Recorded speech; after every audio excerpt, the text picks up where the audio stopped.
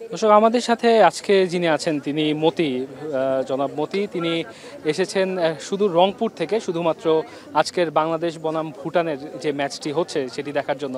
এবং ইতোমধ্যেই প্রথমার্ধ শেষ হয়েছে এবং প্রথমার্ধের পরে প্রায় 2 ঘন্টা কিন্তু খেলা হয়নি, খেলা বন্ধ রয়েছে মাঠের যে কর্দমাক্ত মাঠ সেই কারণে। এবং পরবর্তীতে মাঠ পরিবর্তন হয়েছে, যদিও মতি সাহেব আছেন আমাদের সাথে এবং তিনি অপেক্ষা করছেন খেলা কখন শুরু হবে। তো আমরা একটু শুনি তার অনুভূতি, তার এই যে জার্নি এটি।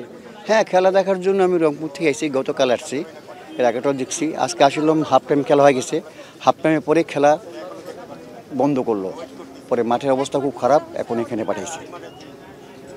হ্যাঁ, আমি শুধু না রংপুর, আমি থাকি বাইরে, ছুটিতে আসছি, তো ছুটিতে আসছি, বাড়িতে রয়েছি।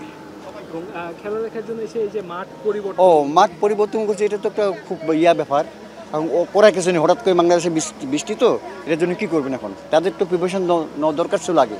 আর খেলাটা কেন আজকে তারা 3টার সময় খেলাটা দিল, 7টার সময় দিতে পারতো। বসার তো কোনো ওইখানেই ছিল ভালো, প্রথমে হাফ টাইমে যে খেলছি ওখানে ভালো ছিল, এখানে তো কোনো বসার কোনো স্পেস নেই, এখানে কোনো জায়গায় নেই।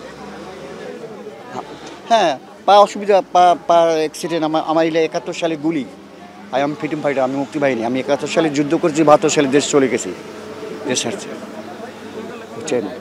এখন যে খেলা দেখেন বাংলাদেশের যে জয়ের মুহূর্তগুলো, এই বিষয়গুলো দেশে বাইরে থেকেও যখন হ্যাঁ দেখি, খুব ভালো লাগে যে আমাদের ছেলেদের চেয়ে মেয়েগুলা খুব অ্যাডভান্স, খুব ভালো খেলে। বাইরে দেখি তো মেয়েদের বাইরে খেলা, ইটালি ফিটালি সব দেখি। আমাদের মেয়েরা যদি ভবিষ্যতে উঠতে পারে তাহলে এশিয়া কাপে চলে যাবে, ওয়ার্ল্ড কাপে খেলবে। এশিয়ান কাপে তো ইতোমধ্যেই পাই গেছে, হ্যাঁ পাই গেছে।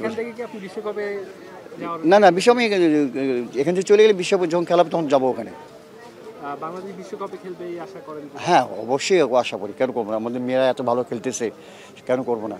আমাদের যদি ম্যানেজমেন্ট যদি মেয়েদেরকে ভালো গভর্নমেন্ট করে তাহলে আরও ভালো হবে, সাপোর্টিং করে।